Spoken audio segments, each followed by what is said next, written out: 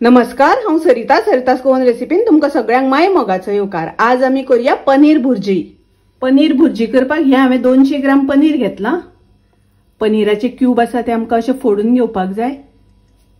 पनीराचे हांवें अशे पिठो करून घेतलो।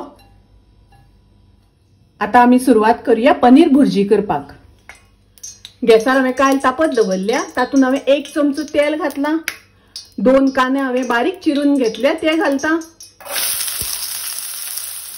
2 हरव्यो मिरसांगो बारीक चिरून घेतल्या त्यो घालता। पनीर भुर्जी करता आसतना तेल खूब घालपाक जायना, कारण पनीरातले तूप आसा ते भायर सुट्टा। गॅसाची फ्लेम हांवें लो दवरल्या। लो फ्लेमीचेर आमकां कांदो तळसून घेवपाक जाय। कांदो बरो शिजोवन घेवपाक जाय। कांदो करपपाक दिवपाक जायना, पूण कांदो शिजोवन घेवपाक जाय। कांदो तळसून जालो, तातून हांव 1 चमचो आले लसणीची पेस्ट घालता। मिक्स करून घेऊया। पाव चमचो घालता हळदीची पावडर। 1 हांवें सिमला मिर्च बारीक चिरून घेतल्या ती घालता।